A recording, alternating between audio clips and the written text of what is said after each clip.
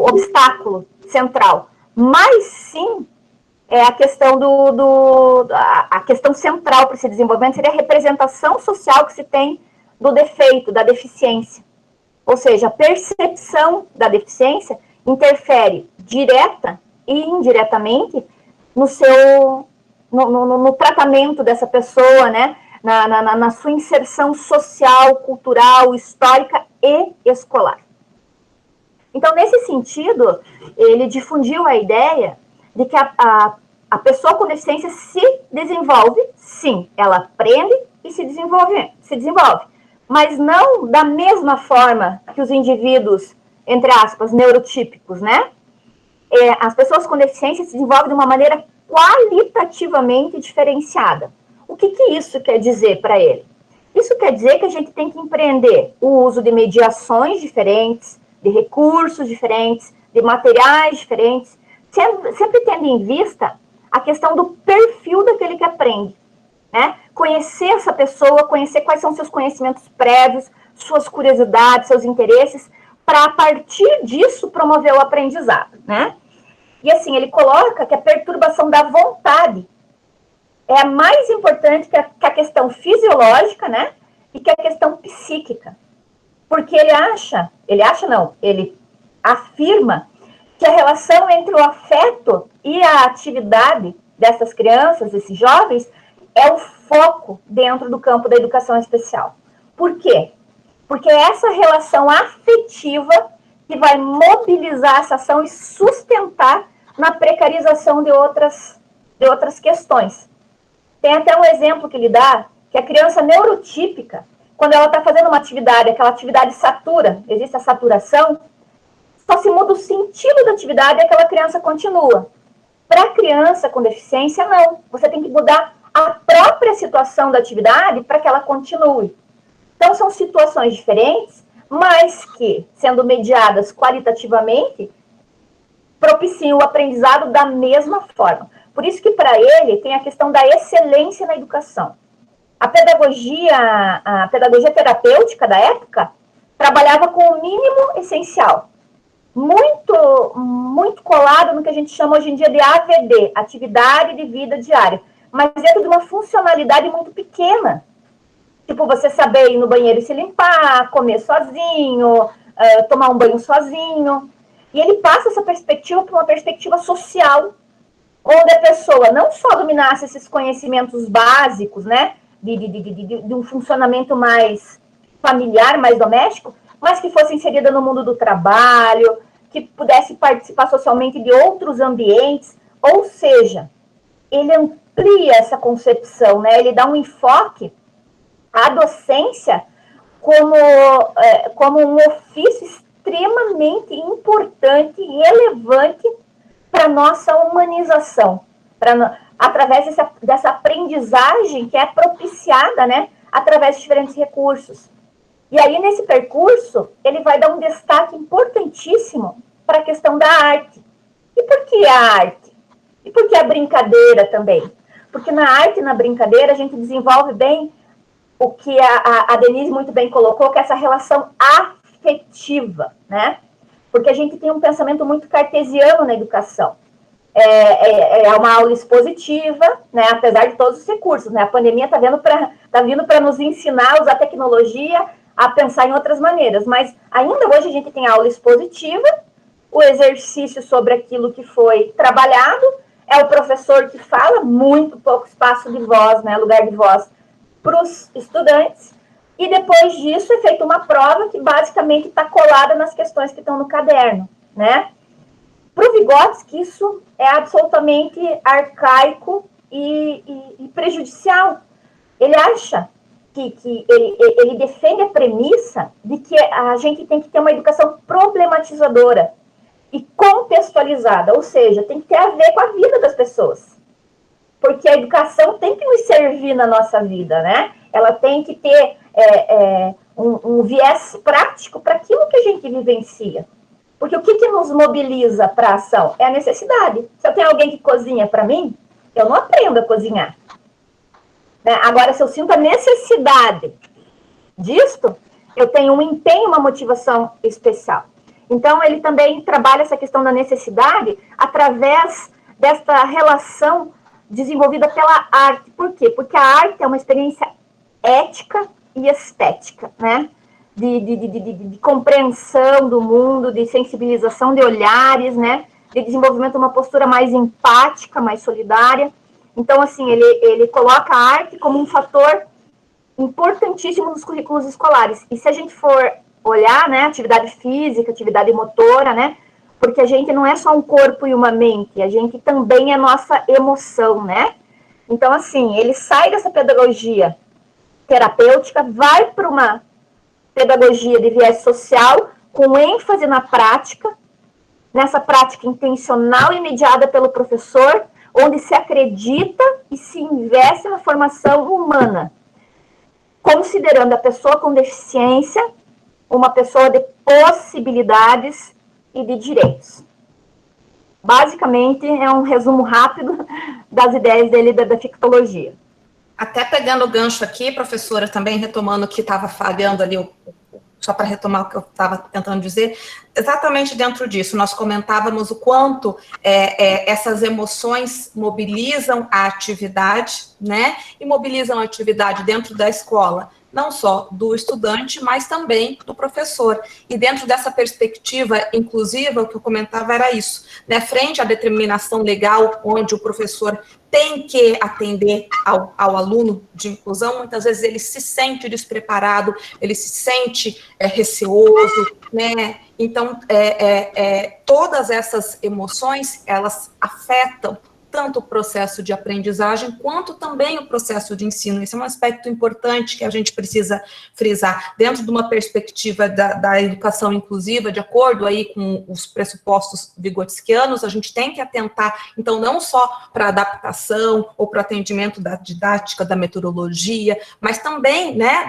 desses aspectos emocionais, o quanto esses aspectos, eles estão aí mediando, permeando essas práticas dentro da escola. E aí, trazendo especificamente, então, a professora trouxe essa perspectiva da defectologia, né, que era o termo que era utilizado na época pelo Vygotsky. Eu acho que seria interessante se as professoras pudessem comentar um pouquinho aí a respeito da inclusão. Às vezes a gente tem algumas pessoas acompanhando que elas não estão, assim, completamente familiarizadas com a questão da inclusão escolar, das necessidades educacionais ou específicas, né, dos estudantes aí. Então, se a gente pudesse comentar um pouquinho, dentro dessa perspectiva histórico-cultural, a respeito dos desafios atuais aí para a inclusão escolar, as questões da formação docente, como isso impacta no atendimento a esse estudante no processo de educação inclusiva, enfim, comentar um pouquinho sobre a questão da inclusão escolar no momento atual do nosso país. Então, falar de inclusão escolar, a inclusão escolar, se a gente for fazer uma busca de trabalhos em qualquer sítio na internet, pode ser o Google Acadêmico, Cielo, qualquer base de dados, a gente vai ver que tem uma infinidade de definições. Mas de uma forma bem simples e categórica, incluir quer dizer dar o direito de participação, legitimar essa participação, que é social, digital e escolar, porque são participações que estão interligadas. Dessa forma, não basta a gente dar condição de acesso à escola. A gente tem que garantir a permanência e a qualidade do ensino para gerar uma aprendizagem significativa e um desenvolvimento, né, o mais potencializado possível. Por que eu falo isso, gente? Porque hoje em dia, né, depois a gente vai comentar um pouquinho sobre o decreto 10.502, mas a gente vem num crescendo de leis que tem algumas dubiedades, que dão margem a interpretações, às vezes, bastante contraditórias, né? E fica aquela questão do preferencialmente em salas comuns e preferencialmente não é obrigatoriamente. Nesse sentido, a educação especial, que deveria ser transversal, desde a educação infantil, essencial na educação infantil, né? Porque é uma janela de oportunidade à infância, né? De aprendizagem e desenvolvimento, mas até, se colocando até o ensino superior, não acontece. E ela acontece numa lógica bastante perversa, onde a gente não assume um viés social, a gente assume um viés meritocrático, que é focado na criança, no jovem, no adulto, no estudante. Então, assim, o estudante, a ideia da inclusão é a escola, os professores, os sistemas educacionais irão se adaptar para atender às necessidades daquele sujeito. Mas o que acontece é que a gente ainda não superou o viés excludente da educação, né? Porque, em momento algum, a educação brasileira atendeu aos interesses de todos os sujeitos que tiveram acesso a ela, porque também tem uma grande margem que nem acesso não teve. E a gente tem que considerar isso. Então, quando a criança chega na escola e ela tem uma deficiência por força de imperativos legais, como a Paula bem levantou, existe toda uma tensão ali entre a família, que tem uma expectativa, e entre os professores, né, que estão na linha de frente e se sentem desvalidos, despreparados. Então, nesse entremeio, aquela postura dialógica tão fundamental para estabelecer parcerias e rede de colaboração, que são essenciais para que a inclusão realmente ocorra, elas acabam tendo toda uma tensão e são desviadas para outras situações. Nesse sentido, para o estudante, eles colocam no reforço escolar, mandam para o neurologista, para o psiquiatra, para o psicólogo, para o terapeuta ocupacional, para a fonoaudióloga, para a sala de recursos multifuncional, enfim. Existe um aparato focado na criança, no jovem. E, normalmente, esses ambientes esses atendimentos não acontecem no ambiente da escola, o que sobrecarrega demais as famílias. Em deslocamento, em sair do trabalho, né, no seu horário que exerce a profissão, né, e tudo isso vai causando embates. E quem é mãe aqui há de saber que quando chamam a gente na escola do filho e falam algo que deprecia, né, o filho, por mais que seja diplomaticamente dito, isso causa toda uma mágoa, um mal-estar. Então, assim, o foco está muito em cima do estudante. E como o estudante não é culpabilizado pelo seu fracasso, essa culpa recai no professor. O estudante não aprende porque o professor não ensina. O aluno não aprende porque não tem capacidade. E nesses embates, a gente perde a ideia central, que é promover a participação, que é adequar a aula, o conteúdo, o método, o recurso, ao perfil daquela criança. E, como bem disse o professor Davi Rodrigues, 30 alunos mais um não é igual a 31. Ou você tem 31 crianças trabalhando em sala de aula, ou você tem uma criança que é excluída numa turma de 31. Uma criança que está à parte. Por isso que incluir é legitimar a participação. Essa legitimação começa dentro do ambiente de sala de aula. Quando eu faço uma monitoria por pares, quando eu faço trabalho em grupo, quando eu tenho um profissional de apoio, tutor, atendente terapêutico, o nome que se queira dar, né, para essa função, mas ele não separa a criança e não age como uma babá, mas sim como um mediador para inserir aquela criança na turma, para promover a troca, enfim. Então, assim, a inclusão teve avanços inegáveis, gente. Tem escolas muito inclusivas, tem escolas menos inclusivas, mas, assim, é inegável que houve, sim, um repensar e uma adequação metodológica e curricular. Na avaliação, o negócio fica mais difícil, principalmente porque se tem uma cultura de avaliação padronizada. Muitos municípios têm disso. Você adequa a ação de sala de aula, mas na hora da avaliação todos os alunos são iguais. Se pega esse conceito de igualdade e se distorce ele para daí aplicar provas padronizadas, tendo em vista que deveria ser o contrário. Se é uma prática inclusiva, a avaliação também tem que ser adequada, né? E quanto ao termo necessidades educativas especiais, que aqui no Brasil a gente tem esse termo para se direcionar ao público da educação especial, cada vez mais se tem discutido que não é necessidade educativa especial, mas sim necessidade educacional específica. Porque o termo especial, se vocês forem ver lá os documentos, os direitos da pessoa com deficiência, não tem nenhuma vez menção ao termo especial. Por quê? Porque esse termo especial a gente para quem a gente ama, né, para as pessoas mais próximas. O termo especial tem uma certa pejora, né? É um termo ideologicamente moldado. Então, específica atende melhor a conotação que se quer dar ao termo, né? E esse termo, infelizmente, ele é muito restrito. Na nossa legislação, as necessidades educativas especiais estão colocadas especificamente para as pessoas com deficiência, altas habilidades de superdotação e transtornos de desenvolvimento. Mas aí eu pergunto para vocês, aqui em Curitiba a gente tem a situação da imigração, a gente tem recebido na rede municipal de ensino muitos sírios, muitos chineses, muitos haitianos. Eles não vão ter que ser incluídos, gente? A linguagem não é importante para o desenvolvimento humano? A linguagem é essencial, né? É um instrumento mediador por excelência. Então, assim, questões étnicas, culturais, sociais, econômicas, têm que ser levadas em conta. Porque qualquer desvantagem, seja mais significativa perante o ensino, depreende a criação de dispositivos práticos para promover essa inclusão da melhor forma possível.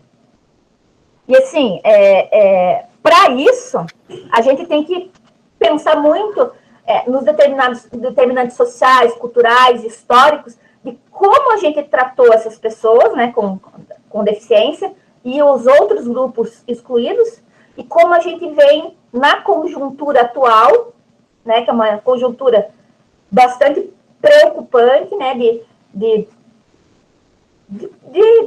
rompimento, né, de valores humanos, né, tem sido burlados muitos direitos básicos, como que isso vai impactar, isso tendo em vista a atual pandemia, onde ficou muito evidente a fragilidade, né, que a gente tem para realmente vivenciar a inclusão. Em que sentido?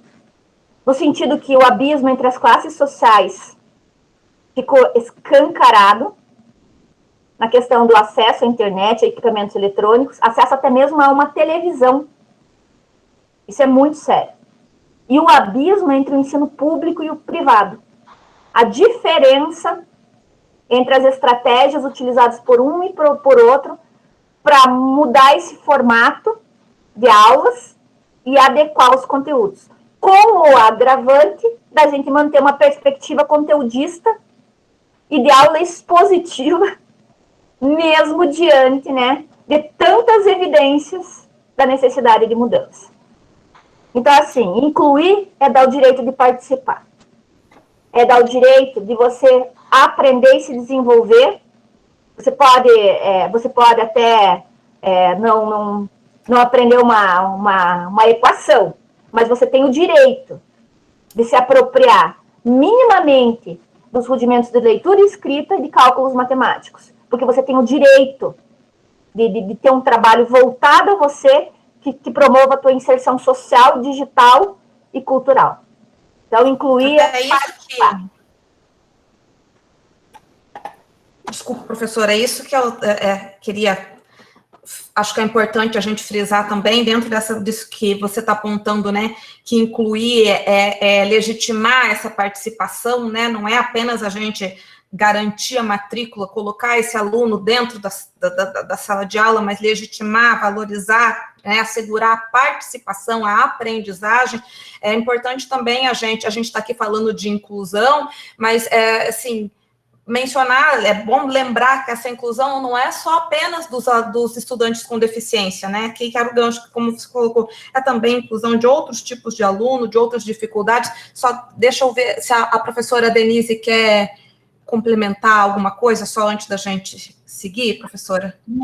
Não, eu queria ir para a questão da formação do docente, né, diante de toda essa situação. A gente pontuar, quer dizer, como que a gente enfrenta, né, todos esses desafios da mediação qualificada e com recursos, que é fundamental para que se estabeleça verdadeiramente uma inclusão. Então, eu acho que daí vem essa questão da formação docente e da precariedade do sistema de ensino que a Ana pontuou aí na sua fala, né? Daí me chama a atenção que a profissão de professor exige uma grande versatilidade, né? Dado que ele precisa agir com uma grande autonomia e ele ser capaz de delinear e desenvolver planos de intervenção em condições muito diferentes e com crianças com necessidades e muito diferentes.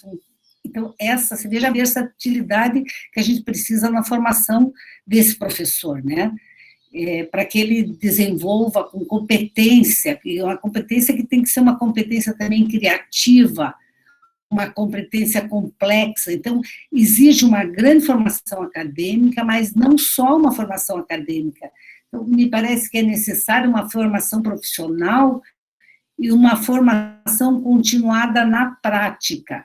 Daí eu lembro até da tese da professora Ana Venâncio, que ela é voltada para a formação continuada na prática, que a gente precisa que esse professor ele seja formado com essa flexibilidade e também com essa sensibilidade, né? De fazer leituras, de que cada aluno aprende de forma diferente, e que falar em inclusão é falar na aprendizagem de todos a todo momento, não é? E esse cotidiano da sala de aula que é o desafiante. Daí, a Ana já colocou também a importância para a formação desse professor, que para a gente dar conta, né, disso que a gente considera como fundamental, que são as emoções e os afetos, né, no espaço da escola, porque a gente compreende que é a emoção que mobiliza o comportamento para aprender, né, mobiliza a ação e a aprendizagem, porque a emoção, ela possibilita a expressão, né? Então, a gente tem que dar espaço para a emoção e para a expressão da emoção, porque ela comunica. Então, ela é importante também que ela seja levada. Então, como é que se forma um professor, né, que, com toda essa complexidade, com todos esses desafios, né, para que ele seja um mediador qualificado? Eu penso que, para dar conta dessas dimensões, das emoções e afetos, o professor precisa circular no campo das artes. Então, o professor também precisa ele tem que ter acesso à literatura, à música, à expressão artística. Daí a gente pergunta no Brasil que professores estão podendo circular por esse universo da arte, né? Porque o professor também precisa ser assistido, ele também precisa ser cuidado, ele também precisa ser incluído. O professor também não está incluído no processo, né? Porque ele também não, estar incluído é ele ser respeitado com seus interesses, com as suas necessidades, e participar ativamente da vida da comunidade e da vida escolar. Quer dizer, então, será que o professor também não está excluído? Né? Essa que é a pergunta que a tese da professora Paula Faria também está fazendo, né? Como é que esse professor está? E é interessante a gente perceber que foi feito um estudo comparando o modelo de atendimento da escola de inclusão e de da escola especial, aquela que atendia crianças. E esse estudo foi verificado que as verbas despendidas pelo modelo inclusivo são significativamente inferiores às despendidas pela escola especial. Então, você veja, existe aí, nós estamos gastando menos com o modelo inclusivo, né?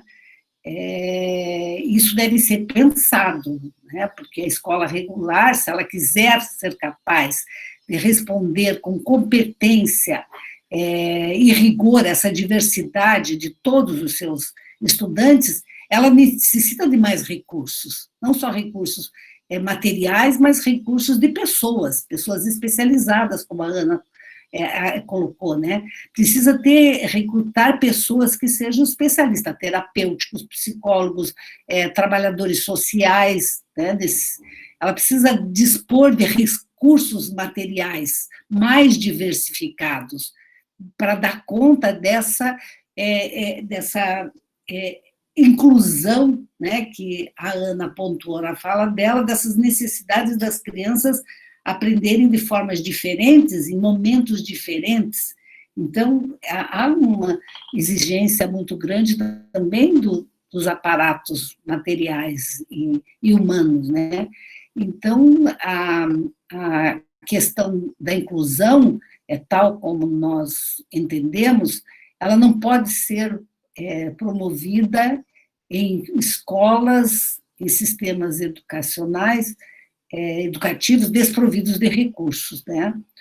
A inclusão tem de constituir uma resposta de qualidade, né? Como alternativa àquele ensino que excluía as crianças, que separava das escolas especiais. E, para isso, a gente precisa ter recursos, né? Não é democratizar carências, como diz o Davi Rodrigues, que é um pesquisador português, que é um militante na questão da inclusão. Ele fala assim, não, a inclusão não é criar, né, e democratizar todas as carências. Na verdade, a gente precisa de muitos recursos para que a gente possa atender essa mediação qualificada. Então, era isso só que eu queria completar, né, porque a Ana acho que deu uma visão muito grande, mas voltar a falar dos desafios desse professor e que o professor também precisa ser incluído.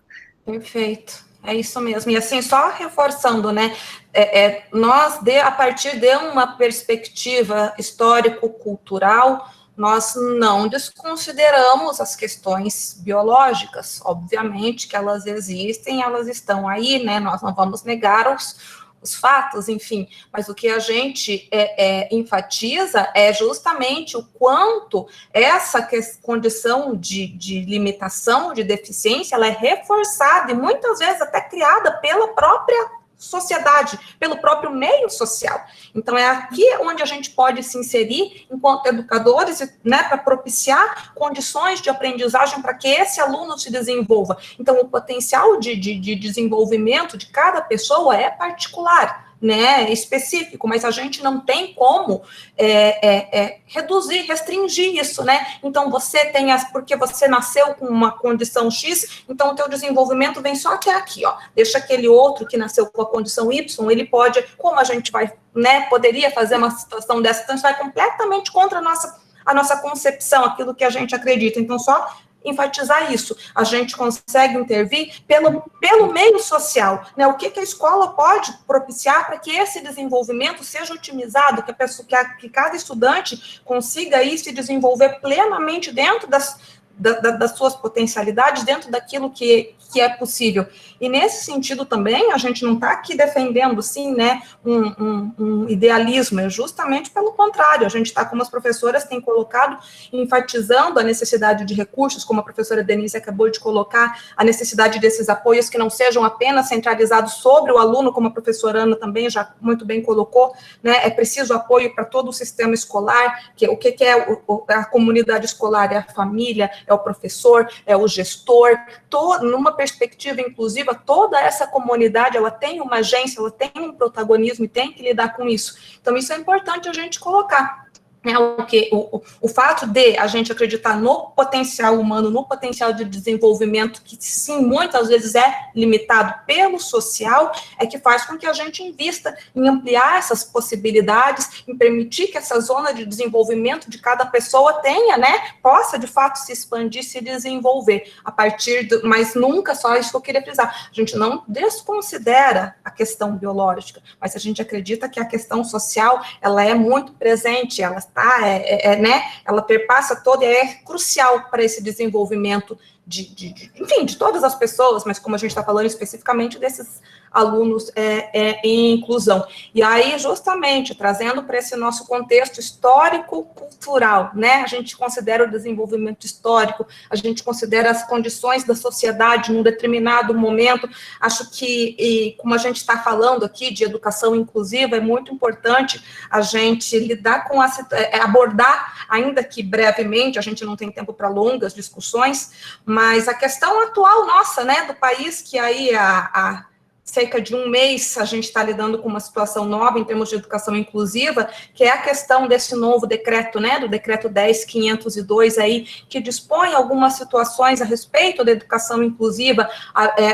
Ele tem sido bem polêmico, alguns grupos têm celebrado, outros grupos têm criticado, e aí eu vou convidar a professora Ana, se ela puder fazer é um assunto extenso, e a gente que lida com educação inclusiva se sente, assim, inflamado a comentar essa questão do decreto 10.502, né, dentro de uma perspectiva histórico-cultural, a gente tem que se posicionar. Eu já embora, né, como mediadora, já me posiciono aqui pessoalmente também, que constitui, na nossa percepção de serviço, a todo o processo de educação inclusiva que a gente tem passado pelo país, mas eu vou convidar a professora Ana, então, para explicar um pouquinho, professora, né, o que é que esse novo decreto 10.502 propõe aí, e como que numa perspectiva histórico-cultural de inclusão, né, de educação inclusiva, de desenvolvimento para todos, como que a gente poderia entender essa realidade?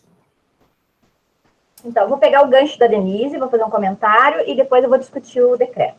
Então, quanto à formação de professores, é muito importante frisar que não é para fazer uma crítica esvaziada de sentido a formações iniciais ou as formações em serviço, mas é reconhecer que o professor se forma de uma forma muito especial na sala de aula, porque o olhar do aluno vai balizar essa ação do professor, para ele planejar, replanejar, rever ações, porque a avaliação é um caminho de mão dupla.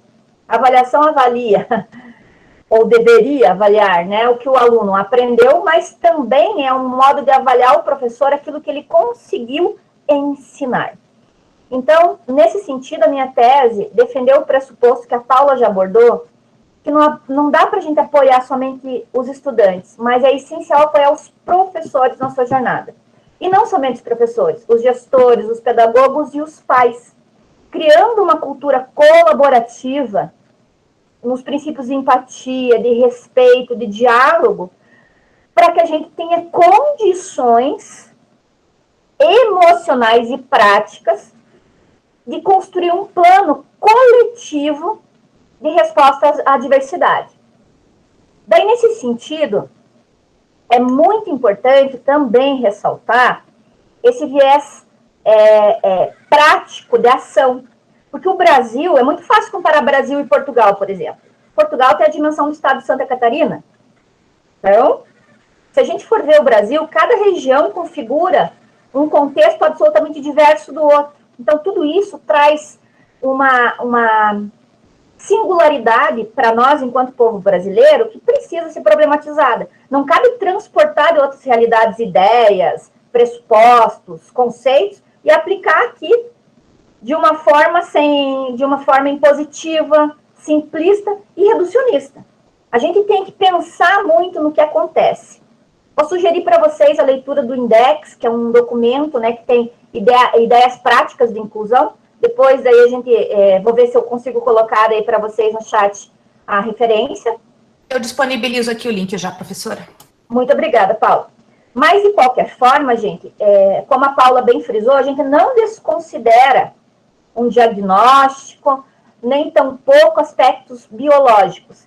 A gente apenas defende a premissa que a educação é um campo com conhecimento próprio e que tem um potencial próprio enquanto ciência com aplicabilidade no cotidiano.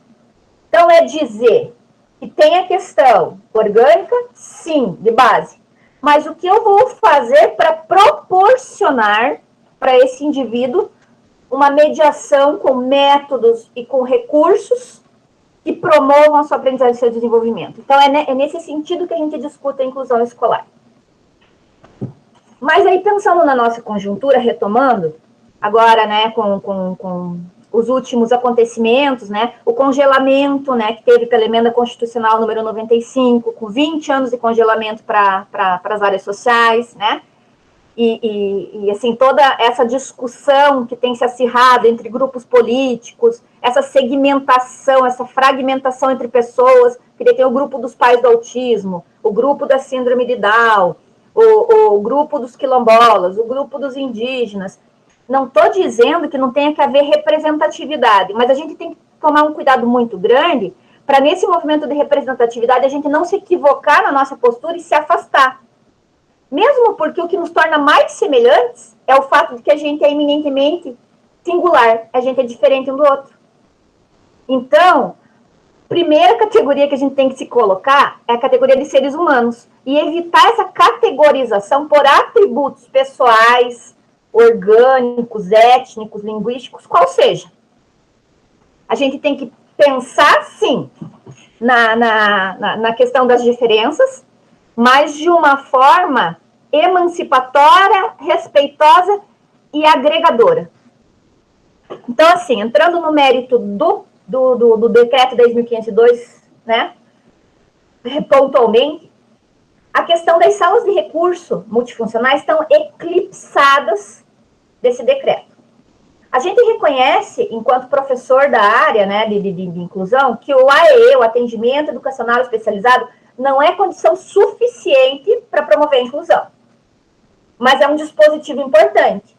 Por quê? Porque o AEE, ele funciona da seguinte forma. Num período, ele atende a criança, faz a estimulação da criança, cria materiais, recursos, metodologias, né, de estimulação para essa criança, né, de intervenção oportuna. E no período contrário, a professora itinerante e vai até as escolas para promover a orientação na própria turma do estudante de como poderiam se criar dispositivos práticos, né, e aplicar aquilo que ela vem fazendo na sala de recursos pontualmente, que é 45 minutos, 1h30 no máximo. Mas, assim, se a gente for ver que tem muitas crianças que precisam de uma intensidade maior do que isso de atendimento, a gente vê que tinha que ser algo mais coordenado. Porque, como eu bem comentei, tem a questão das terapias de apoio. Então, o AEE não é uma condição suficiente, mas foi um dispositivo importante para a gente começar a pensar numa cultura colaborativa. Porque a gente tem os professores do ensino regular e os professores do ensino especial. E a gente tem conhecimentos diferentes, mas não são conhecimentos menos importantes se a gente comparar. A gente atua de formas diferentes. Então, a gente teria que se agregar, ter uma prática colaborativa onde a gente pudesse efetivamente articular esses conhecimentos de forma a criar uma nova prática, a reelaborar nossa prática. E no decreto, ele parte do pressuposto que a criança, o estudante, é quem vai se adaptar à escola. Ele reforça isso muito pontualmente. E aí ele coloca a questão da avaliação multiprofissional. E aí eu pergunto para vocês, quais são os municípios que têm avaliação multiprofissional? Porque aqui multiprofissional não envolve um pedagogo ou um professor. Envolve psicólogo, neurologista, envolve um psiquiatra, se for necessário, envolve fono, envolve terapeuta ocupacional, envolve fisioterapeuta. Então, assim, se houvesse essa equipe, muito que bem. Porque poderia criar um plano transdisciplinar que contribuísse para o desenvolvimento da criança. Então, já temos um problema. Não temos essa equipe. Então, não teremos essa avaliação. Vamos partir da precarização e manter a ideia de que a educação dá o seu jeito, né? Que é algo que a gente tem que problematizar e tem que superar.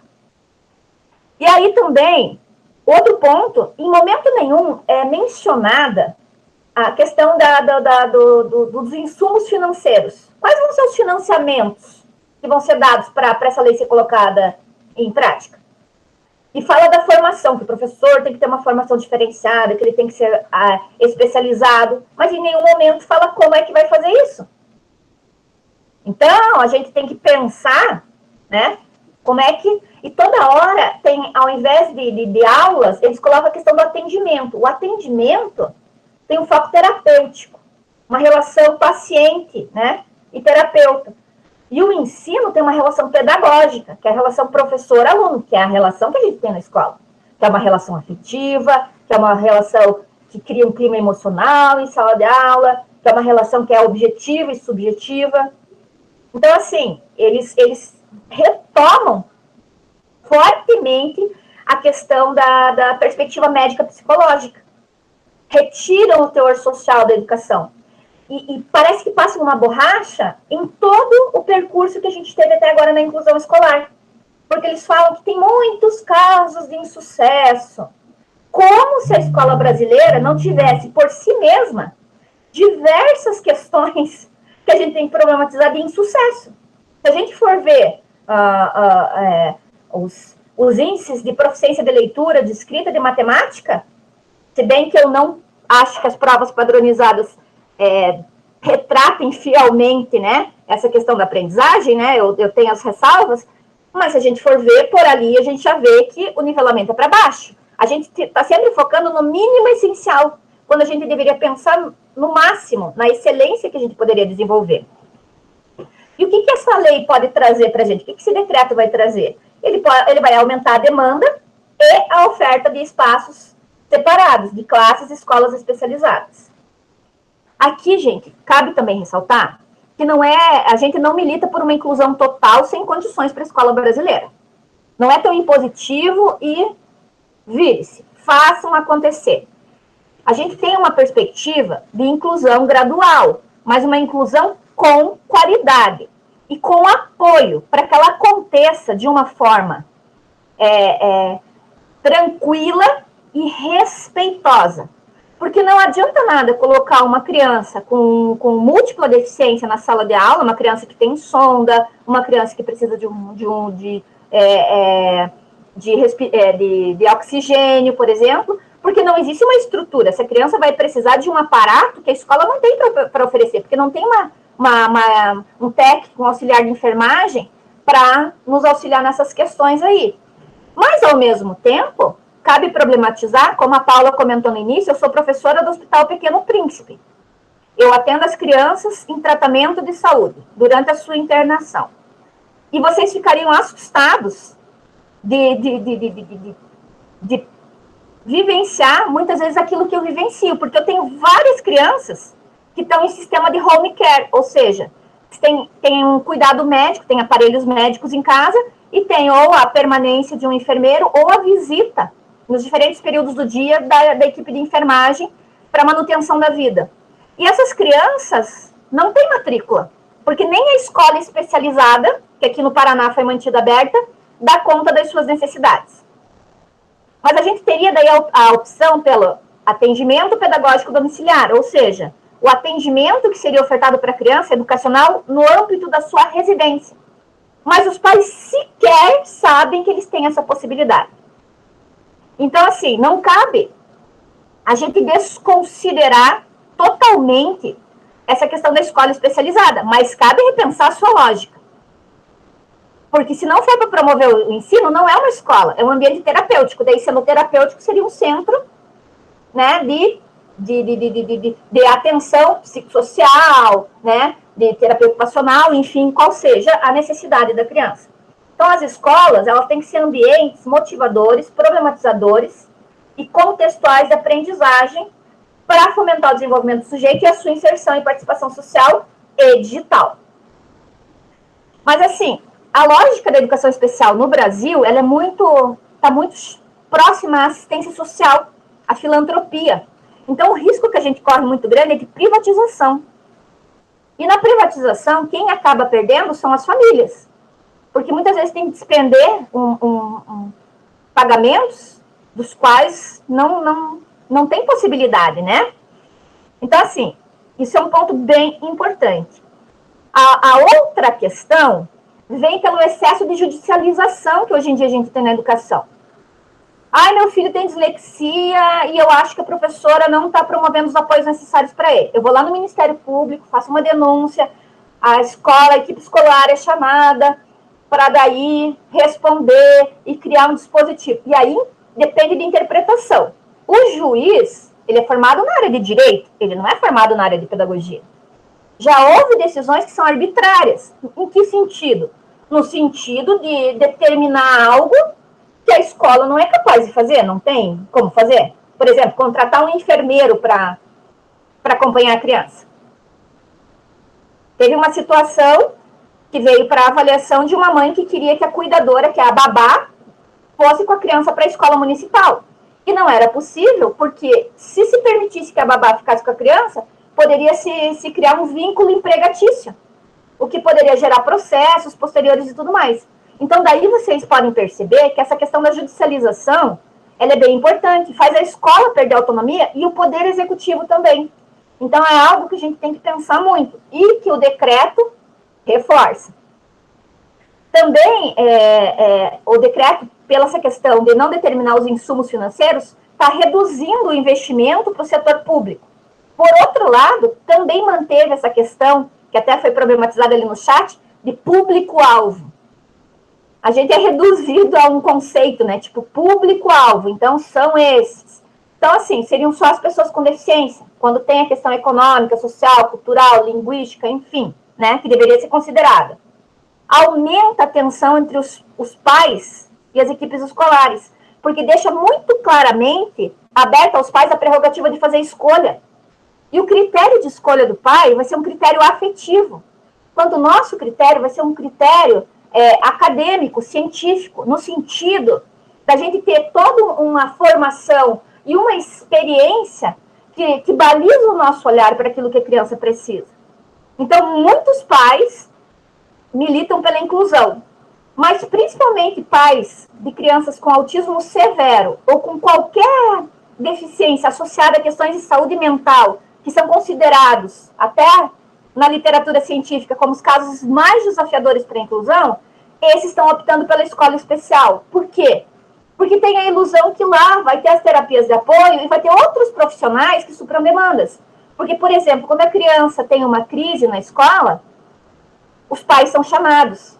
Porque a gente não pode fazer contenção, a gente não tem o conhecimento de como proceder para acalmar essa criança. Então, a família é chamada, às vezes é chamado até mesmo o SAMU, e essa criança, às vezes, tem redução de carga horária, às vezes ela não consegue participar todo o tempo da aula, tem que sair um pouco antes. Então, tudo isso onera os pais. Então, eles têm a ideia, a representação que a escola especial vai dar conta disso. E a gente tem que se perguntar, será que vai? Né?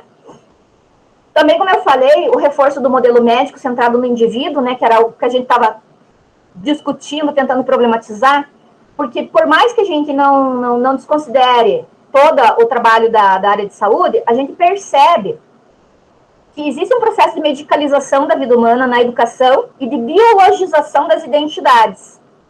Então, assim, muita gente fala assim, eu sou o TDAH, eu sou autista. Então, assim, são identidades biológicas. E a medicalização é a medicalização dos comportamentos.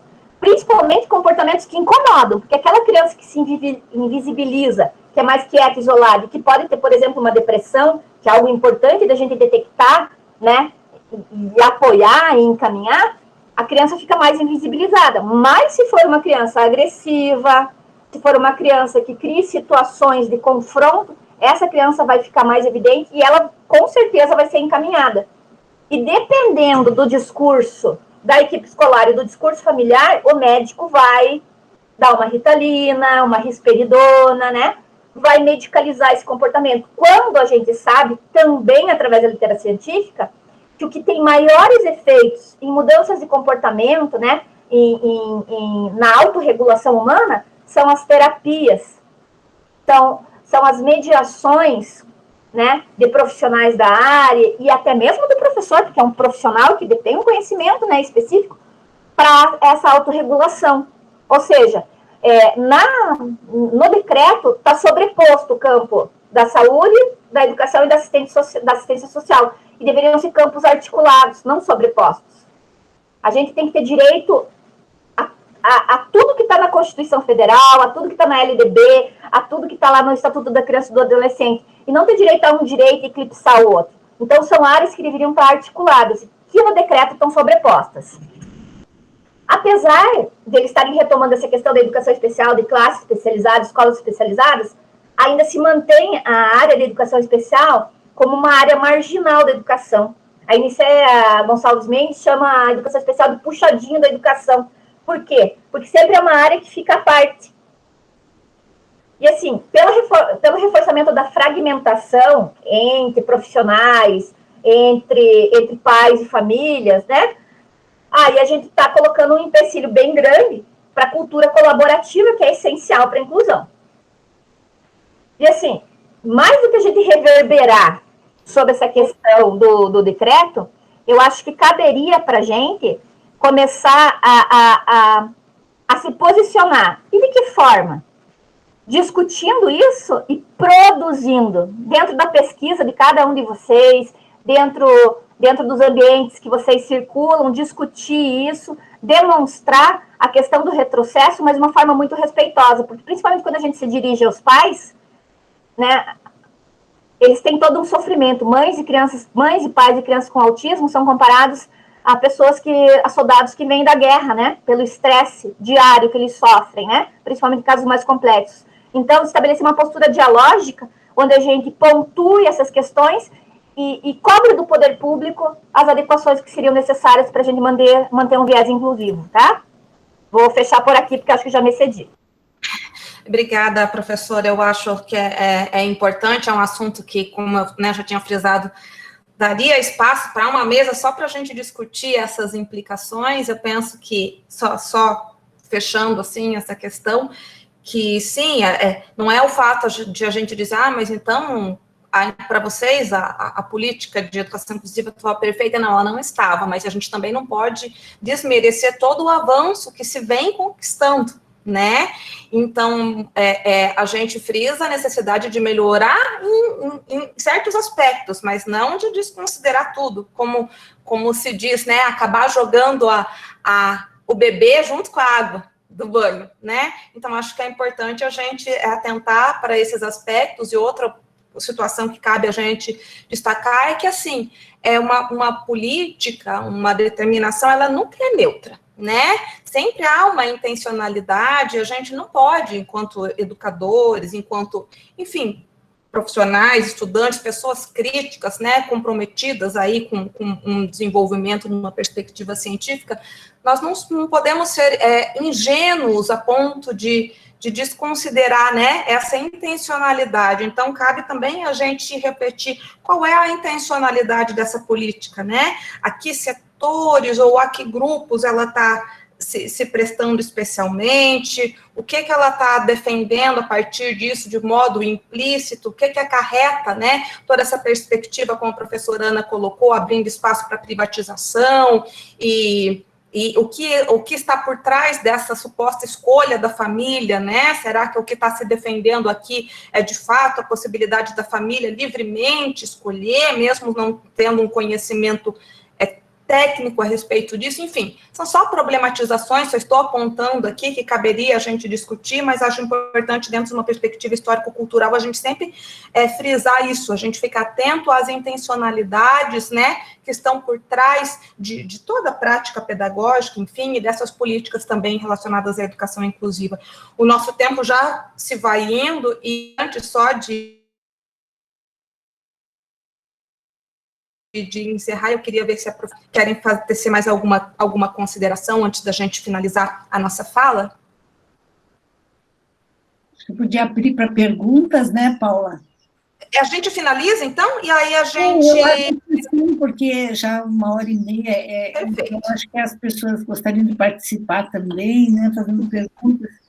Claro, então vou agradecer muito a professora Denise, a professora Ana, a Renata, que nos acompanhou aqui. Agradeço a todos estarem participando. A gente tem sempre o intuito, né, de fazer uma dialogia, de colaborar, de construir juntos. Espero que tenha auxiliado aí. O nosso objetivo, quando a gente estruturou a mesa, não é assim, não tem como a gente dar resposta, mas provocar, né, inquietações e reflexões, que a partir disso a gente vai crescendo, a gente vai construindo juntos. Então, também agradeço a oportunidade de participação.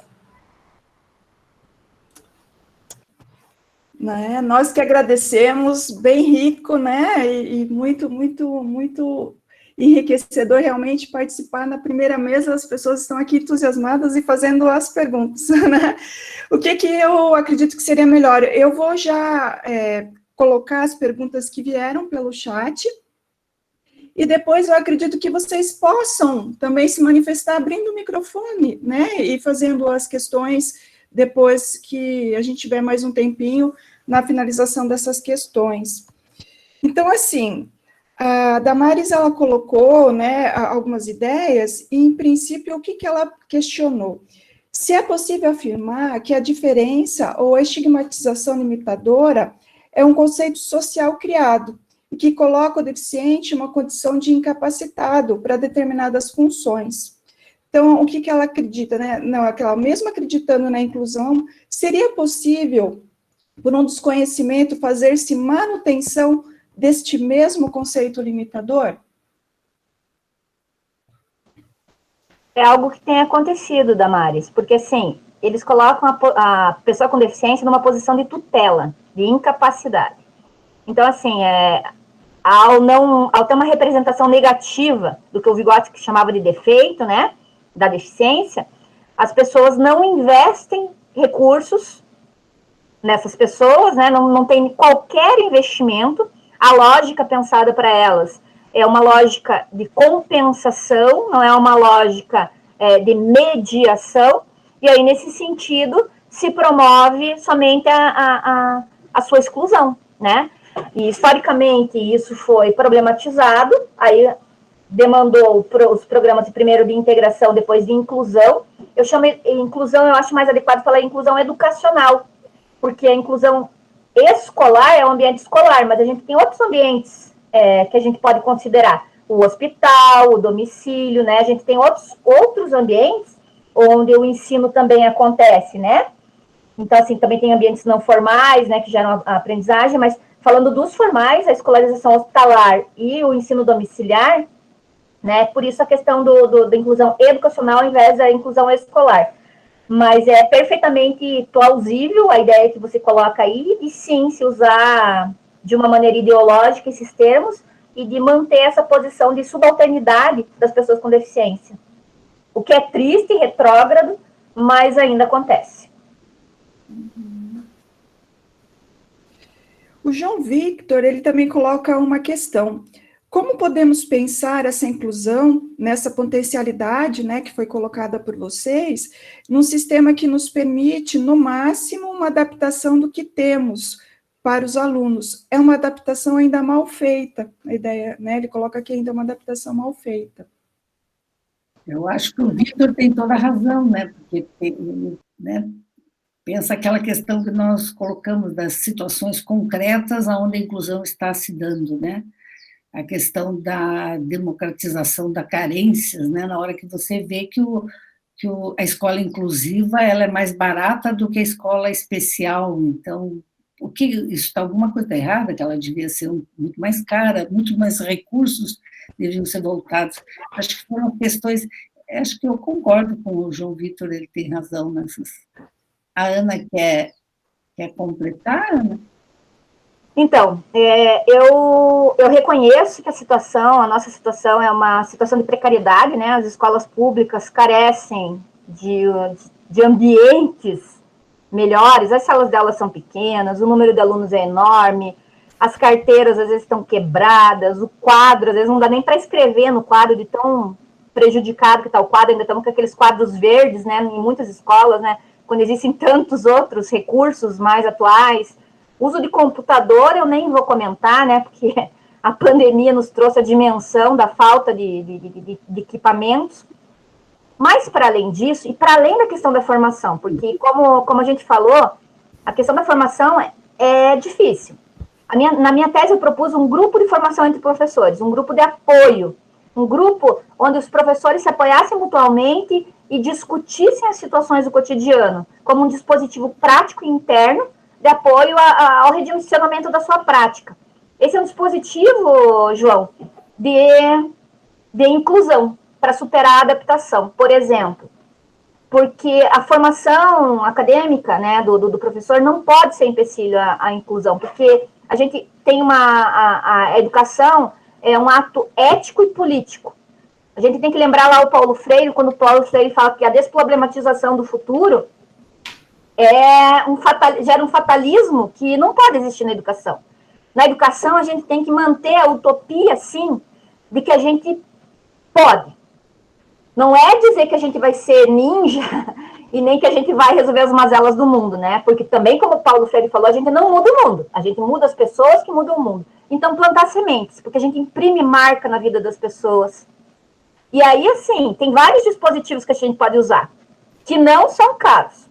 Por exemplo, monitoria entre pares, a bidocência, a ação de 2 professores em sala de aula sempre que possível, e sem segmentar. Você faz isso, eu faço isso. Não, nós vamos fazer isso. Isso é uma coisa que nós, professores, também temos que superar, é aprender a trabalhar junto. A questão da arte, estudos do DUA, que é Desenho Universal da Aprendizagem. Gente, interessantíssimo, vão ver, né? É uma rede afetiva e uma rede estratégia de trabalho docente. Isso por uma ética do cuidado, é muito legal. A questão da arte, a questão da brincadeira, de tornar lúdico o ensino. Eu vou dar um exemplo aqui. Eu trabalhei em classe especial durante um tempo, e os meus alunos estavam absolutamente desmotivados. Eu tinha 3 crianças que eram abrigadas, 2 dessas crianças tinham um comportamento bastante desregulado, né, problemas gravíssimos. Para vocês terem ideia, o SAMU compareceu na minha sala 3 vezes para fazer contenção, até que eu estabeleci um laço afetivo com eles. A partir do momento que eles tiveram um vínculo positivo com a aprendizagem comigo, enquanto professora, uma segurança nesse relacionamento, a gente pôde reorganizar o nosso ambiente, as nossas vivências e produzir aprendizagem. E através do quê? Através de um ensino pautado no que eles tinham interesse. Então, como eles gostavam de jogos, eu fiz um projeto sobre jogos. Eles escolheram os jogos e cada um teve o direito de escolher. E daí tinha que respeitar a escolha do outro. Então, a gente montou todo um programa de ensino dentro dos interesses deles. E, a partir disso, eu trabalhei as outras áreas. Língua portuguesa, matemática, ciências, história, geografia. Então, assim, é difícil superar a adaptação? Demais. Mas a gente tem que fazer um esforço e manter a nossa utopia. Porque acreditar é preciso, principalmente no atual contexto, onde parece que a gente está absolutamente abandonado. A gente tem que se unir, se dar as mãos, e enquanto uma classe organizada, né, de professores, de cientistas da educação, a gente demarcar nossos posicionamentos e, através das nossas práticas, né, a gente estabelecer e criar modelos de colaboração que deem seja culturas inclusivas. Fácil não é, mas não é impossível. Eu queria complementar, quer dizer, a Ana, com a sua prática super comprometida, né, ela fechou a mesa maravilhosamente, porque a gente falou que a emoção mobiliza para a educação, a emoção mobiliza o sujeito para a ação, né? E a Ana acabou de dar um depoimento com situações concretas de prática do professor, que são mobilizadas pela emoção, na emoção do professor e a emoção do aluno, né? Essa comunicação que aluno, aquilo que ele se interessa, porque estar emocionado é estar implicado em algo, né? E o aluno, quando ele está implicado, ele aprende. Ele constrói sentido na sua aprendizagem. Eu acho que nós começamos a nossa mesa falando da relação emoção e cognição, e a Ana, aqui, com a sua experiência, ela dá um exemplo dessa relação no cotidiano da prática do professor e da sala de aula. Parabéns, Ana. Só queria também, se possível, complementar, quando a gente fala assim, né, é comum ter, às vezes, esse questionamento, tá, mas então como é que vai fazer? Como é que eu faço isso aqui na minha escola? E aí, só colocar assim, que a gente tem frisado nessa mesa a questão da importância dos recursos, da estrutura, de políticas que sustentem, isso é fundamental, mas a parte disso, né, ao mesmo tempo em que isso ocorre, há também essa implicação da escola, dos profissionais da escola, então do professor subsidiado pela gestão escolar, por toda a equipe, né, pedagógica ali, para implementar essas práticas que em uma escola ou numa classe pode funcionar e talvez não tão bem em outra, justamente por conta dessa contextualização das necessidades que são diferenciadas, que são particulares. Então, essas alternativas, né, que a professora Ana colocou, né, trabalho colaborativo, a questão do grupo de apoio entre professores, até a consultoria colaborativa, né, que tem se proposto agora, propostas, como a gente tem até ouvido aí recentemente, a questão de escolas polo. Então, assim, diferenciar do ideal, que seria o ideal, mas do que é possível fazer, e a gente trabalhar nessa concreticidade ali real de cada escola, né? Claro que tem coisa e a gente tem que investir, sim, no desenvolvimento, em cobrar, em fomentar políticas, mas, para além disso, ver o que a gente consegue fazer ali, né, no concreto da nossa realidade, que é muito particular de cada escola. Então, existem alternativas que a gente pode fazer, só quero frisar fazer esse contraponto também, né, porque existe essa agência da própria escola. É claro que a escola não vai funcionar sem financiamento, sem recursos, sem subsídio, mas mesmo só o subsídio também não vai garantir a implementação de uma educação efetivamente inclusiva, se não houver esse envolvimento em adaptar aquilo que é necessário, né, para cada escola, para cada estudante. Então, só queria frisar essa questão de que esses investimentos a nível macro são necessários, são fundamentais, mas que em cada escola, por isso que não tem uma resposta única, porque também não temos um único aluno, e aí a NCE e a Mendes também frisa muito nessa questão de uma política tamanho único, né, assim, tem roupa hoje que você compra, que tamanho é? Tamanho único. Poxa, mas como assim, né? O que me cabe não vai caber na outra pessoa. Então, assim, e também na educação inclusiva, a gente não pode trabalhar com esse ideal de um modelo único, mas a gente vai adaptando e testando e implementando aquilo conforme a necessidade e a realidade de cada escola. Só queria frisar isso também. Complementando e até trazendo especificamente mais uma pergunta do João, que ele questiona sobre os surdos. Como vocês entendem o afeto, enquanto essa unidade em processo, no processo de escolarização dos surdos, que comumente eles acessam tardiamente Libras, né? A questão dos surdos, a comunidade surda é muito forte. E foi uma das comunidades, né, de grupos de pessoas que historicamente são excluídas, que comemorou a questão do decreto.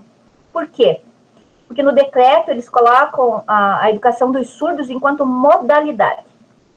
Não existe uma diferença da lei de 2005 para agora nas proposições, ou seja, ensino bilíngue e um intérprete de Libras. Mas como o João colocou, a inserção, né, e o domínio de Libras, que deveria ser a primeira língua dos surdos, né, e depois vira língua portuguesa, acaba sendo tardia por conta de diversos fatores. Um deles é a falta de acesso para a aprendizagem, porque não basta apenas aprender Libras. Como eles dizem, é difícil, é bem difícil.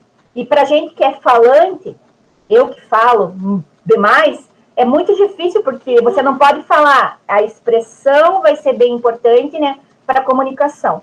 Mas é possível, sim, estabelecer redes de afeto. Já tive alunos surdos, já avaliei uma criança surda que veio com a queixa de dificuldade de aprendizagem, não tinha dificuldade de aprendizagem de coisa em cima nenhuma, era questão realmente de como ela percebia o som, porque ela fez implante e ainda estava em processo, né? Ela ouvia o som, mas ela não significava o som. E como ela ouvia e não significava, ela não conseguia transpor para a língua portuguesa, óbvio. Por isso é tão importante o atendimento posterior ao implante da fonoaudióloga, para você ir trabalhando no concreto com a criança, para ela ir aprendendo a relação do som com a palavra e com a escrita. Mas é possível, sim, estabelecer redes de afetividade, porque a gente não se comunica só com a fala. A linguagem não se limita à fala. A linguagem é o gesto, é o toque, é o olhar, é a expressão.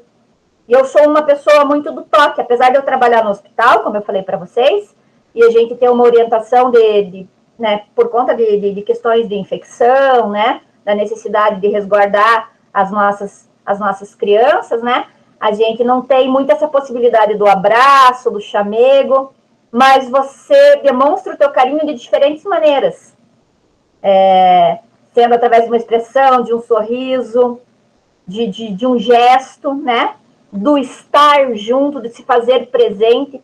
Então, assim, para além da questão, o Vygotsky coloca que a surdez e a cegueira não são deficiências, são diferenças sensoriais. que depreendem aparatos diferenciados para a inclusão social, né? Mas que são absolutamente transponíveis para uma vivência plena, né? De direitos, de ações, enfim, de vivência no mundo. Então, assim, a afetividade ela pode ser vivenciada através do uso da linguagem, dessa gestualidade, desse olhar, né? De forma diferente. Mas, normalmente, o que a gente vê é o mito do surdo, que ele é agressivo, que ele é não participativo, mas eu discordo completamente. Eles são sinceros. Eu nunca vou esquecer uma vez que eu fui no Instituto de Educação para fazer um trabalho. Fui bruxa do Bosque Alemão, né? Contadora de histórias, agora eu não sou mais bruxa. Quer dizer, para alguns eu acho que eu continuo sendo, mas enfim. Mas eu fui no Bosque, fui convidada pelo pessoal do Instituto de Educação, eu fui fazer um trabalho, né, como bruxa, e aí um aluno pegou e falou assim, a bruxa tá mais bonita que a professora, que ela pintou o cabelo, ficou feio. Mas ele falou com Libras, e eu não entendi, né? E a professora fez assim para ele. Mas ela deu risada, né? Porque eles são muito visuais, né? Eles têm um sentido acaba, né, pela plasticidade cerebral que nos caracteriza, um sentido acaba se desenvolvendo mais, né? Então eles são muito de detalhes que a gente não percebe, eles percebem. E aí ele achou que eu estava mais bonita que a professora e comentou isso em tom de brincadeira. E eu nunca esqueci, né? E assim, eu não entendi o que ele fez de Libras, mas consegui entender o sentido através da expressão dele e depois da reação da minha colega. Então, assim, a afetividade é possível sempre. Só uma questão que eu acho importante deixar bem claro, quando a gente fala de afetividade na sala de aula, né, não é assim carinho, né, o professor afetivo e a emoção na sala de aula não é você abraçar o aluno, beijar o aluno, a gente não está falando disso, né, até se a professora Denise quiser complementar aqui, porque, né, a emoção vai além, a gente está frisando esse vínculo emocional, né, que a gente estabelece subjetivamente e concretamente. Então, essa relação que eu estabeleço, então, por exemplo, nesse momento, a gente está tendo trocas afetivas aqui entre nós, né? E a gente não está tocando nas outras pessoas e não está, mas a gente está conversando, a gente está trocando, a gente está partilhando as nossas experiências. Então, quando a professora Ana conta, fala, não, espera, eu vou contar um pouquinho aqui do que é meu, para você. Então, a gente está estabelecendo trocas afetivas, né, mesmo que mediadas pela tecnologia. Então, só para frisar isso, para fazer essa diferença, né, que muitas vezes quando a gente fala de afetividade na sala de aula pode ser mal interpretado nesse sentido e é muito além disso, vai bastante além disso daí. É a questão da relação, né, da troca, né, dessa interação onde a base é dialógica, né? É nesse sentido. Porque, como eu falei, no hospital não é possível o toque. Então, essa afetividade vai muito além, né? Para dar um outro exemplo, lá do hospital, a gente teve uma criança que estava em terminalidade. E ela tinha o desejo de aprender a ler e escrever. E daí a mãe questionou, né? Falou assim, mas professora, será que a gente continua com aula? Ela está tão debilitada, ela tem dor. Eu falei assim, bom, então vamos perguntar para ela, né? Porque é o desejo dela, né? Falei, não posso eu decidir ou você decidir. E a criança decidiu que ela queria aula. E daí eu fiz o combinado, que dentro da possibilidade dela, ela me assinalaria, me diria, tô com dor, quero parar. Hoje eu não tô disposta, eu não quero aula. Mas assim, ela sempre perseverava. E ela conseguiu alfabetizar. Sabe, teve a situação do óbito? Teve. Mas a gente exercitou o direito dela de ler e escrever. E o prazer que ela sentiu em ler palavras, em ler uma frase, em formular. Então, por isso que a gente sempre fala que a emoção, ela está ali aflorada, né? Ela, mesmo em situação de dificuldade, onde está com dor, ou onde uma criança tem uma limitação muito grande, né? Que se demonstra no seu corpo de uma forma mais, digamos assim, de uma forma mais difícil da gente trabalhar com aquilo, né? Então, a gente coloca essa afetividade como ponte, como conexão. Porque, para trabalhar, todo professor tem que administrar o seu emocional. Mas dentro de um ambiente hospitalar, essa administração se faz essencial ao perfil docente, né? E é diferenciada. E nesse sentido que eu falo da afetividade, assim, da relação, de estabelecer uma conexão entre pessoas que têm objetivos comuns, objetivos compartilhados e significados como importante pelo grupo. Interessante, até complementando o que a gente está sentindo agora. E eu tenho mais uma questão, o Tiago, ele coloca assim, que Vygotsky, ele discute o pensamento, né, e o comportamento crítico. Então, como esse autor aborda o desenvolvimento da criticidade? E de que forma poderíamos considerar essa categoria na educação especial específica, né? Que a criticidade, daí a gente tem que ir para a categoria consciência, né, que é a categoria fundamental da psicologia histórico-cultural. Então, sai um pouco, né, dessa discussão nossa, mas ela está implicada, né, com ela, porque ser crítico, né, é ser consciente e, ao mesmo tempo, negar para superar, né? A atitude crítica, ela compreende essa atitude de negação, né? Do contraditório, né? Do contraditório para que você supere aquela situação, né? Aquele pensamento, aquela forma de ser, aquela forma... Então, a crítica possibilita isso que a gente está falando, a mudança, a transformação. E a categoria consciência, para o Vygotsky, ela está diretamente ligada à questão da linguagem, do sentido, dos significados, né? Que para ele, da ampliação desse universo linguístico, que seria os instrumentos para possibilitar essa crítica. Então, nós estamos, né, dentro desse universo, riquíssimo, que é o da linguagem, né? A crítica supõe uma linguagem com múltiplos significados, onde o homem possa operar, né, dentro desses significados para se posicionar em relação ao mundo. Então, essa questão, eu não entendi bem o que ele quer fazer a relação. Como é que é a pergunta mesmo, Renata? Pode ser que a Paula e a Ana me ajudem aí a completar a relação da criticidade na educação especial, prof. Ah, sim. Na educação especial, é entender que as pessoas que têm deficiência, elas têm compreensão do mundo. É uma compreensão que, às vezes, pode até ser limitada, mas quanto maior o aparato, o recurso oferecido para elas, melhor vai ser a sua compreensão. E elas têm, sim, possibilidade de se posicionar e estabelecer a crítica. Tem a Reviver Down, que tem feito lives no Facebook, para quem se interessar, onde se discute questões de trabalho, de sexualidade, de escolarização, e eles se posicionam. Eles dizem que na escola eles têm dificuldades, mas eles gostam da escola, uns dizem que não gostam da escola, outros dizem que estão muito bem no trabalho. Teve uma das meninas que fez um relato, uma adolescente que começou a trabalhar agora, que ela contou como é que ela faz para chegar no trabalho, qual ponto que ela vai, que ônibus que ela pega, que ela desce no terminal, pega o outro ônibus. Então, assim, eles têm possibilidade de ter uma funcionalidade, uma compreensão de vida e de estabelecer a sua crítica, sim. Que pode parecer para alguns banal, mas que não é, porque está pautada na vivência deles, na experiência deles e dentro da sua compreensão. Então, eles também estabelecem crítica. Sim, isso é importante, né?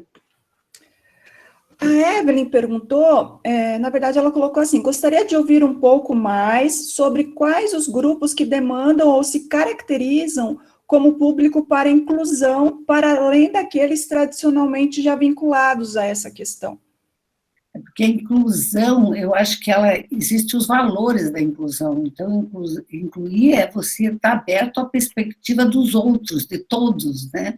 E a gente percebe, quer dizer, as crianças com dificuldades de aprendizagem, elas sofrem muito nesse espaço escolar, e às vezes não tem visibilidade para as dificuldades, né? As crianças com dislexia, ou crianças com outros tipos de dificuldades, disgrafias, aquelas clássicas, né?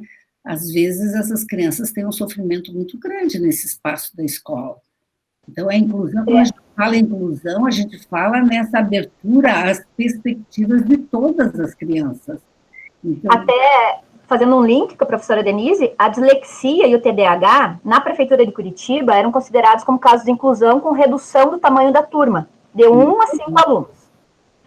Aí, pelo fluxo dos diagnósticos, que teve uma época que tinha muitos diagnósticos, principalmente de TDAH, foi feita uma retirada dessas crianças do grupo da inclusão. Só que não é porque não tem nominalmente a situação desses grupos que eles não se configuram como inclusão, eles são. E que outros grupos seriam? Por exemplo, os grupos das classes populares.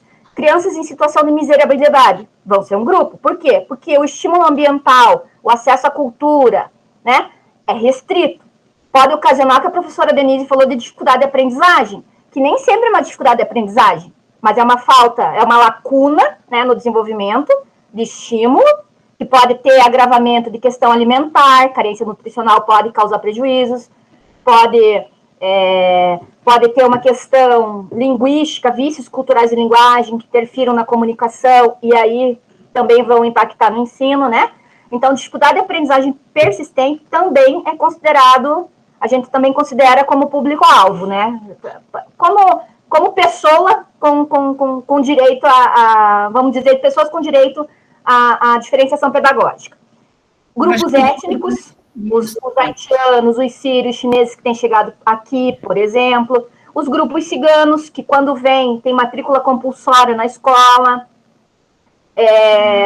outros grupos que têm questões étnicas, como os indígenas e os quilombolas, os indígenas principalmente pela questão da língua, que militam tanto por escolas bilíngues e dentro das aldeias para salvaguardar a sua língua nativa. Enfim, pessoas que tenham qualquer desvantagem que possa se considerar como uma desvantagem significativa perante o ensino. Então, é um grupo que é bem grande, não é um grupo pequeno. Se a gente for ver grupos religiosos mais fechados, poderiam configurar uma pessoa que necessita de diferenciação pedagógica, né? Porque às vezes está tão restrito dentro do seu âmbito, né? Isso não acontece tanto no Brasil, mas estou falando mais dos Estados Unidos, que tem comunidades bem fechadas. Então, assim, toda diferença, tudo que merece diferenciação pode ser considerado como inclusão. Estamos já nos minutinhos finais, a gente ainda tem 2 perguntas, né, e depois algumas questões que eu vou explicar sobre a lista. A Cibele, ela já havia colocado lá em cima e colocou aqui para a gente. Gostaria de saber se o Index para a Inclusão está fundamentado nos princípios teóricos da psicologia histórico-cultural. A gente pode dizer que sim, Cibele, porque eles partem dos recursos do próprio ambiente, numa visão histórica, social e cultural, onde a ideia central é fortalecer os recursos humanos, materiais e simbólicos para a promoção da inclusão. Então, nessa perspectiva, a gente pode sim considerar como dentro dos pressupostos da teoria histórico-cultural, sim. Uhum. Não desconsiderando também uma observação do Antônio, que ele falou sobre na pesquisa de mestrado, né, quando ele foi fazer o processo, que ele se surpreendeu com os dados, né, quando ele se defrontou com a formação inicial, a formação continuada, e também sobre os planejamentos de aula, né, com relação a esse processo. E a professora Maria Sara também, né, deu parabéns, e fez uma pergunta, se o sentido não está sempre em processo, né? Então, ela colocou, se o sentido não está sempre em processo.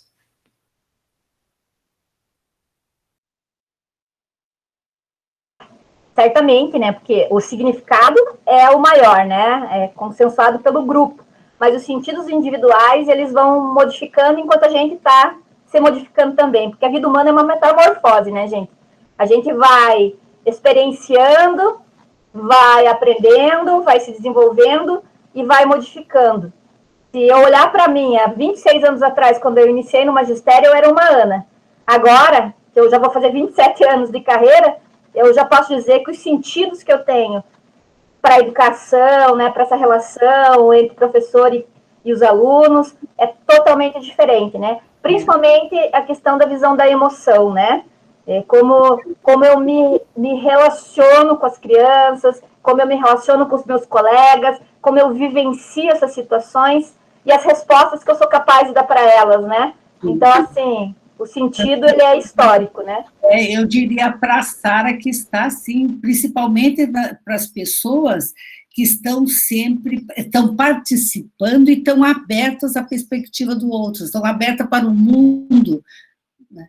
Essas pessoas, os sentidos estão sempre em processo, pessoas que estão implicadas no que fazem, participando, né, do seu tempo, e ouvindo a opinião dos outros, e se ressignificando a sua própria opinião. Essas pessoas, os sentidos estão sempre em transformação, porque nós estamos sempre em processo de melhora, né? Um processo de humanização, acho que, para quem está aberta, né, nesse processo de transformação dos sentidos.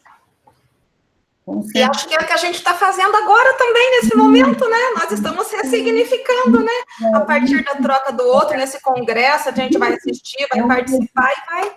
Eu dizia para a Sara, até principalmente quem está no ambiente da arte, né? A arte possibilita uma transformação imensa dos sentidos. Eu acho que é uma atividade humana, né, privilegiada para a transformação dos sentidos. E falando em arte, para me despedir de vocês, que eu acho que o nosso tempo está terminando, eu só queria pedir licença para declamar uma pequena poesia. O nome da poesia é Pessoas São Diferentes. E ela é assim. São duas crianças lindas, mas são muito diferentes. Uma é toda desdentada, a outra é cheia de dentes. Uma anda descabelada, a outra é cheia de pentes. Uma delas usa óculos, a outra só usa lentes. Uma gosta de gelados, a outra prefere quentes. Uma tem cabelos longos, a outra corta eles rentes. Não queiram que sejam iguais, aliás, nem mesmo tentes. São duas crianças lindas, só são muito diferentes. Essa é uma poesia da Ruth Rocha que fala da nossa diversidade, né? Que a gente não queira mudar nossas crianças, nossos jovens, nossos adultos, né? Que a gente respeite, que a gente possa intercambiar de uma forma respeitosa com essas pessoas, né? E entender que o potencial reside em todos e em cada um. Porque a gente é bom em muitas coisas, mas a gente não é bom em tudo, né? Então, reconhecendo isso, que a gente possa dar o nosso melhor para que o outro se desenvolva da melhor maneira possível.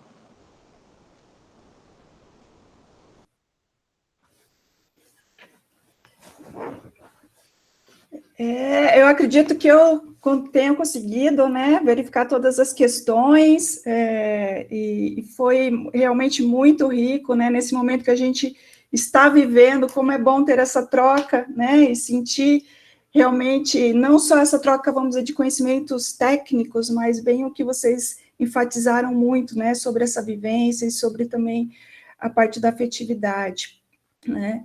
A gente, na organização, gostaria de agradecer imensamente, foi muito emocionante, né, e eu gostaria de aqui, né, representando a professora e os demais, agradecer a todos e a participação também. Estamos só iniciando, né, iniciamos aí com o pé direito e tem bastante coisa ainda bem interessante aí na nossa conferência.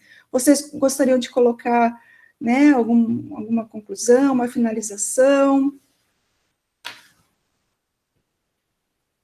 Gente, eu tô sem meu celular. Gente. Isso que eu ia falar, tô sem meu celular aqui para tirar uma foto, meu Deus. Aqui, ó.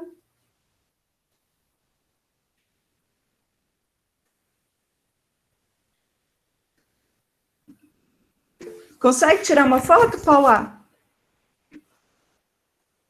Eu acredito que meu celular ficou lá no outro local. Você consegue printar a tela? Que depois aí a gente monta? Deixa eu ver aqui. Porque se eu consigo.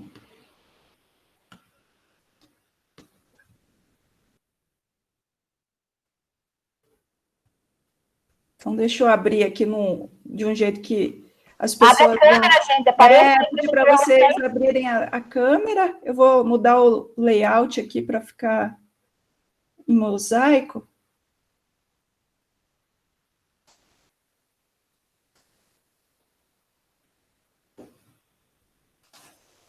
Vou dar um printzinho aqui. Isso, ó, o pessoal perguntou da lista, de repente o print vale como lista de presença também, né? Comprovação da participação. Pena que... Oi, Christophe. Estou vendo o Christophe ali, que eu não tinha visto ainda. Oi, Christophe.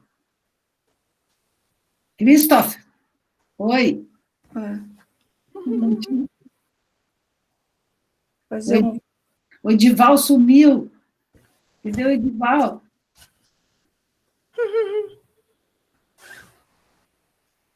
Alguém mais tirou foto? Vocês tiraram alguma foto? Eu, quando vou tirar o print aqui, eu prefiro foto, porque ele sobe aqui a minha... Deixa eu...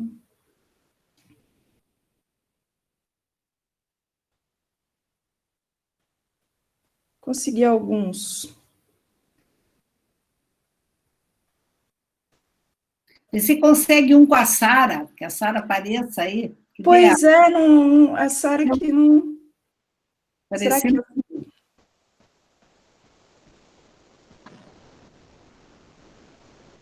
A Sara não está aparecendo.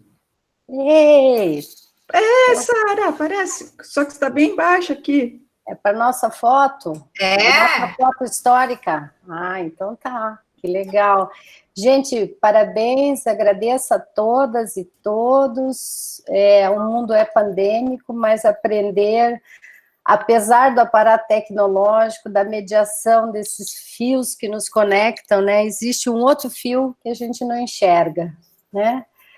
E a aprendizagem desse conhecimento crítico aí nos permite ver que esse fio são das relações, né? E a teoria histórico-cultural nos ajuda, e Vygotsky nos ajuda a aprender coletivamente. Agradeço a todos. Renata, você vai tirar nossa fotinho aí para o arquivo? Eu tirei uns prints já, prof. Ah, então tá bem. Mais uma observação, convido a todos, a professora Norma está na mesa dela sobre inclusão também, né, políticas de inclusão, e se quiserem participar, ela disse que podem entrar mesmo já a mesa em processo, né?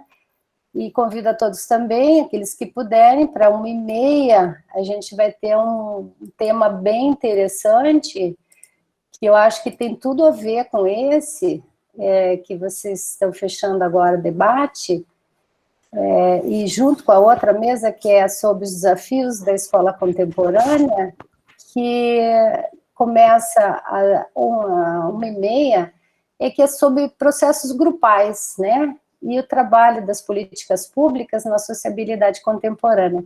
É uma mesa bem interessante, com um professor de Psicologia da Universidade de Goiás e um professor da Universidade Federal de São João del Rei. Então, acho que se vocês puderem participar, estamos integrando aí grupos de pesquisas diferentes, regiões do Brasil diferentes, e acolhendo, né? Acolhendo a diversidade, que eu acho que é isso, né? Gente, muito obrigada, então, e até daqui a pouco ou até mais tarde. Estamos juntos, né? Obrigada, gente. Um abraço. Tchau, tchau. Um abraço. Tá, gente? Obrigada por tudo.